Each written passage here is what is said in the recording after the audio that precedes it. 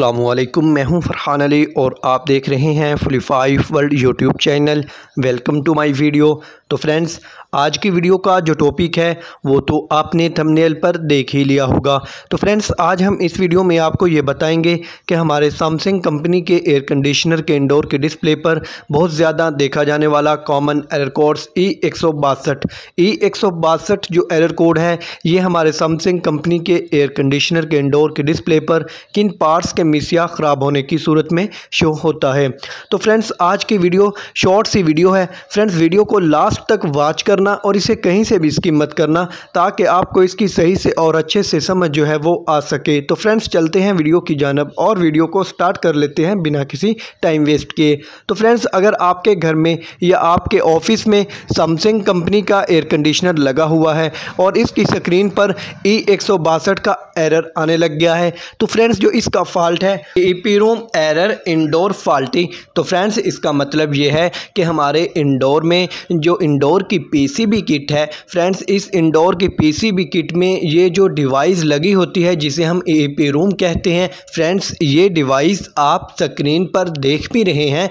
Friends, अगर इस device में कोई ख़राबी आ जाए, कोई इसमें फॉल्ट आ जाए, तो इस तरह हमारा जो सैमसंग कंपनी का एयर कंडीशनर है इसकी डिस्प्ले पर आपको E162 का एरर देखने को मिलेगा। तो फ्रेंड्स, आपको इस EEPROM डिवाइस को चेक करना होगा। तो फ्रेंड्स, ये कैसे चेक करना है ये भी मैं आपको तफसील से समझा देता हूं। तो फ्रेंड्स, जब आप इसके इंडोर की पीसीबी किट को बाहर निकालेंगे, तो फ्रेंड्स जब आप इसकी डिवाइस को चेक करेंगे, अगर तो ये डिवाइस जल जाए, वर्किंग के काबिल ही ना रहे, तो फ्रेंड्स इस तरह भी ये हमारा जो एरर है शो होगा। तो फ्रेंड्स, जब आप इस डिवाइस को रिप्लेस कर देंगे, तो फ्रेंड्स जब आप इसको रिप्लेस करेंगे, इसके जगह आप न्यू डिवाइस को लगा देंगे, तो इस तरह हमारा जो सैमसंग कंपनी का एयर कंडीशनर है ये E162 का एरर देना भी बंद कर देगा। बिलफर्ज ये डिवाइस ठीक है, लेकिन फिर भी हमारे इंडोर की डिस्प्ले पर E162 का एरर शो होता है। तो फ्रेंड्स, जो नेक्स्ट फॉल्ट हो सकता है वो इसके इंडोर की जो पीसीबी किट है, इसमें जो ये डिवाइस लगी हुई है,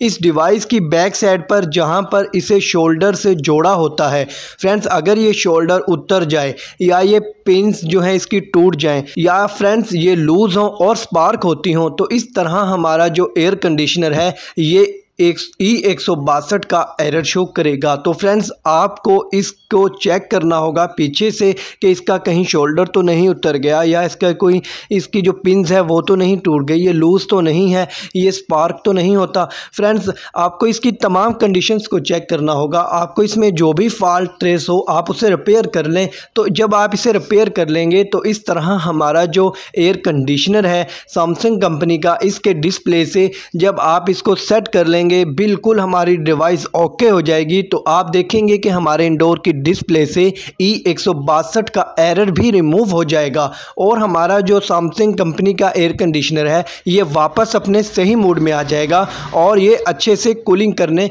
लगेगा। हाँ, तो फ्रेंड्स ये था मेरा आज की वीडियो का टॉपिक जो मैंने आपके साथ शेयर किया। तो फ्रेंड्स, अगर वीडियो अच्छी लगे तो इसे लाइक करें और दोस्तों में शेयर करें ताकि उन्हें भी इससे फ़ायदा हासिल हो सके। तो फ्रेंड्स, अगर आप मेरे चैनल फुली5 वर्ल्ड पर न्यू हैं तो फ्रेंड्स जल्दी से इसे सब्सक्राइब कर लें और साथ में बेल आइकन की घंटी को भी प्रेस कर दें ताकि मेरी हर न्यू आने वाली वीडियो का नोटिफिकेशन जो है वो सबसे पहले आपको मिल सके। तो फ्रेंड्स, चलते हैं, मिलते हैं एक नेक्स्ट वीडियो में नई मालूमात के साथ।